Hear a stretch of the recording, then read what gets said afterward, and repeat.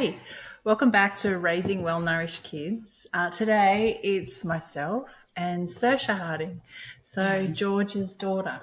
So Georgia and I thought it might be great for you to kind of get one of our children's perspectives of what it's like to be raised by a mum that's health conscious and that kind of encourages you to eat maybe different to your peers throughout your life.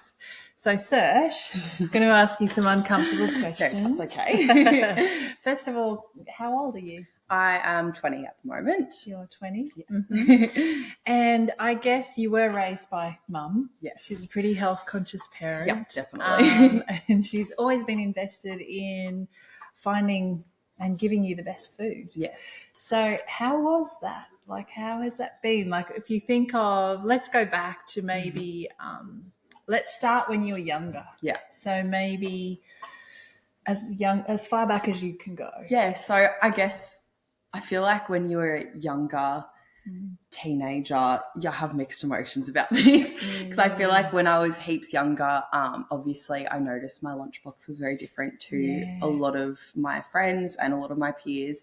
And I was known as the girl at school with a weird lunchbox. Yes. How was that? Like, I know you laugh now, but that would have been tough. Yeah, for sure. Like at the time, I remember coming home and being like to mum, Mum, just give me a packet of something, anything. And I guess mum really tried to compromise with, finding alternative snacks that were maybe in a packet that looked like what my friends had in their lunches, but obviously with good ingredients. Yeah. So, it was definitely a bit tough, especially when I was younger because I didn't fully grasp what it meant to eat good food and what a difference it made. And that's something that now, looking back, knowing what I know now, it's definitely I wish I could have grasped that when you're younger, but it's hard when you are young. And totally. You're not even worried about your health. No, not at all. You just want to fit in. That's so normal. But yeah, definitely. What did you do when you were a little kid? Can you remember what you did at school to try to cope? I remember I used to just laugh it off. I used to be like, I do have a healthy lunch. And it's so funny because I remember when we did get to a phase where I feel like when you grow up, you don't really think about the food you're eating. And then you hit an age where everyone is kind of thinking about the food that they're eating and how they're going to look a certain way and how that food is going to make them look like that, which is really sad. But as a young person, that's the norm. Yeah. So I feel like when people did start to become more health conscious, I'd say probably in end of middle school for my, everyone's different, but that was tended to be the age for my friends, my cohort. Then people started to look at my lunchbox and go, oh, she's actually got it sorted. And she's, I did. I used to be known as the healthy one of my friends and I used to hate that. And then it just got to an age where it was cool to eat healthy. And you were a swimmer, hey? Yes. So you got up at the crack of dawn, you swam for a few hours. And so I imagine what you ate had a big impact on you being able to, because you did really well. Yeah, I think that was another thing that helped me cope was that a lot of my friends and my cohort knew that I was so sporty and that's why I was eating so healthy. And I think a lot of people looked at that and thought maybe if I eat healthy, I can do well in sport as well. So I guess that kind of, that definitely helped as well. Yeah. Because so you did well. So they wanted to be more like you. Yeah. So they kind of stopped dissing you, I guess. And wanted to be more like you. It never helped with the fact that my lunchbox always smelt weird when I had tuna or I remember Mum used to put sauerkraut or the probiotic carrots in there and I used to open my lunchbox and wait for someone to be like, oh, what is that? So What would you say back? Oh God, I can't even remember. I definitely cared. I can laugh now and say, oh, I didn't care, but I definitely cared. And I remember coming home and being like to Mum, can you stop putting them in my lunchbox?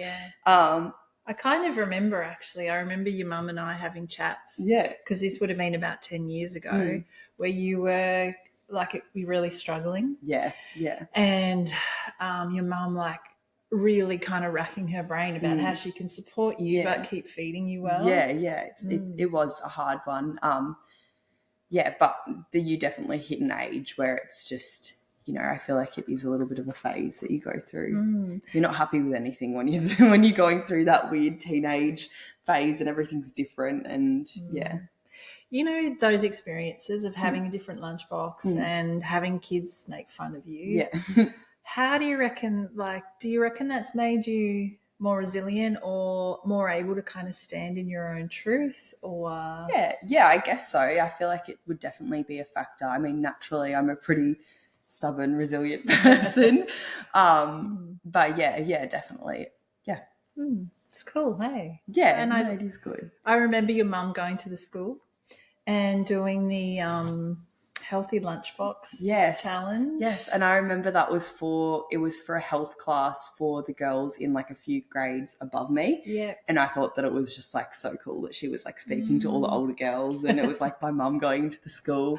So that was helpful. Yeah, for sure. I think also like having like people that aren't, I think because mum was my mum, I didn't want to listen to her, obviously, like naturally, as so true. You never want to listen to your mum. So I'm like, what is she telling me to do? Like, I don't want to eat like this because she's telling me, but I almost wish that I had someone that was maybe just a few years older than me. Like, I guess now there's so many different influencers and things like that on Instagram. And if you do find the right ones that are promoting good things, and that's nice for people to look up to if it's done in a right way. I mean, there's a very fine line these days. Yeah.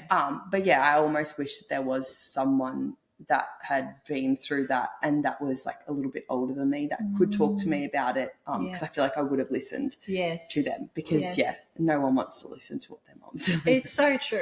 I remember myself. Yeah, mum saying 100%. Stuff and me just brushing it off. Yeah. And like, kind of what would you know? For sure. Or just not valuing her opinion kind of thing. So what about now? Like just being raised with healthy kind of parents that offer you, and I guess for me too, what your parents have offered you is a really broad food culture. Yes. Like you understand different foods, how they impact you. 100%. You've eaten all different cuisines. No, I feel very grateful that something that not just mum but dad value, like, and my whole family, like our whole family feels like it revolves around food, seriously. Like when we bond, we're like sitting at the dinner table, like every night we sit at the dinner table. Even now at 20, I feel like I'm like, when is it too old to sit and eat dinner with your family? And honestly, I'll be 30 and still coming over for dinner. I'll probably still be living here. But I feel like our whole family revolves around food. We're always like trying new restaurants and like cooking together. And I think that's really special. And I think that like growing up with that, it's made me value it a lot more. Even me and my friends like love eating food together. We love cooking together. And I just feel super grateful now having that knowledge. And I also feel really grateful that like growing up, mum would always give me the information and she would give me like her recommendations, but she never told me what to do. I don't like being told what to do, and I don't think anyone does. But it was always like, here's my advice, here's what I've learned, here's how you can do your own research. No decision was ever made for me, and I think that's really important as well, being a young person. I agree. And I have done lots of my own research, and now I know like what to eat and what makes me feel good and what makes me not feel good. But I think it's all about balance. I feel like I have a really balanced, not diet, but eating. Yeah. You know what I'm trying to say? Yeah. So you're balanced in how you approach food. Yeah, for sure. Yeah. So when you're at the dinner table, what's it like? Like what's kind of, what do you value about it? I just like that at the end of the day, we all we all know that that's how we end our day. Like I don't think I've ever not eaten at the dinner table with everyone. Like I've never eaten in my room, never eaten by myself. Maybe when I was younger, a few times mum and I or dad and I had a fight and I'd taken my plate and stomped outside, but that never lasted very long. Always on my part. Now I can say begrudgingly. But no, it's just a nice way we can all like talk about our day. Sometimes we fight at the dinner table. Sometimes we have happy memories at the dinner table, but that's always where we end up. Yeah. So I've got kids around your age too. Yes. and they come home and they look in my fridge and they look in my pantry and they go, yes. there's no food. You're an There's ingredients-only household as well. Yeah. So what's that like? Oh, God. Well, it's so hard.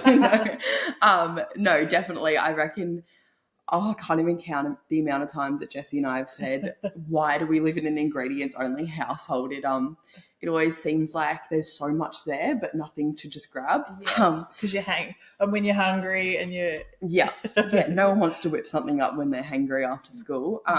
But no, I feel like we're also very lucky in the fact that we always have a freezer full of treats that mum's made, or True. There's always something prepared, and I feel like...